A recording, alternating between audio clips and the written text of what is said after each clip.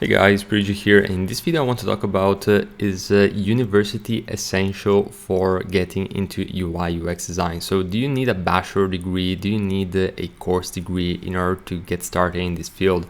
And the short answer is no. And I can tell you by experience, since I've been to university myself. I went to what is considered to be one of the best design universities in London. And I can tell you that I met so many designers who didn't attend university, and they are really well off in their career. And looking back at my experience with university, I can tell you that if you have the opportunity and it won't really be a big issue financially for you, you can definitely consider going to uni. It's definitely not something that is a bad thing in my opinion, but it's definitely not essential. So what is really essential is that you understand the basic theories of UI UX design. So maybe a course or a mentorship program is going to work pretty well in order to get started. And by course, I'm referring to especially like both online courses, but maybe anything which is between 6 to 12 months intensive.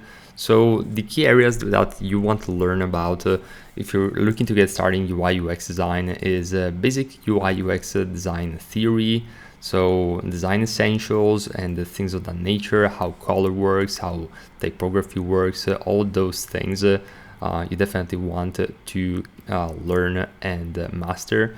And on top of that, there's going to be usability and user experience concepts which you want to learn. And there's a lot of books that I also recommended in the past videos, and I'm not going to go through them like one by one, but that is definitely going to help with giving you a basic theory knowledge.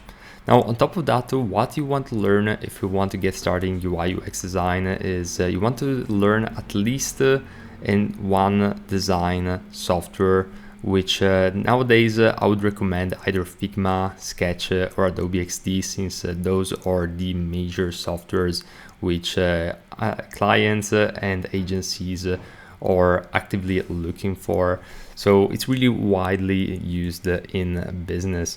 So that would be the second element. And then you have to learn how to create an effective portfolio. So you want to start creating projects which at the beginning are going to be fictional projects, meaning that they're not real projects, but you're simply going to start getting familiar with how a design brief works, what working with clients look like, are the workflows. So all those things are going to be useful.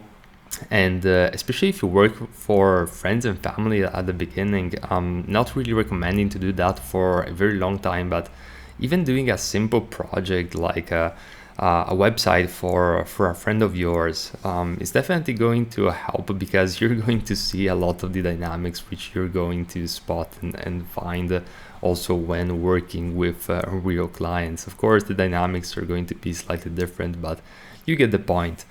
And then after that, I would highly recommend you to try and get either a job or an internship with a strong agency, or at least a company which is going to put you in a position where you can learn about the field, ideally with someone who's already been there and done that. And by that I'm referring to a senior designer or a designer with a lot of experience that can essentially help you speed up your learning curve while actually working on projects. And after that, I would recommend you to consider maybe trying freelancing if that's something that interests you.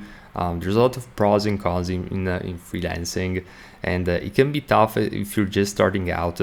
Not saying that it can be done, but definitely there's a lot of other things that you have to consider, such as sales, marketing, outreach, all those things that are going to be extra learning curves. So if you're just starting out, finding an internship or doing some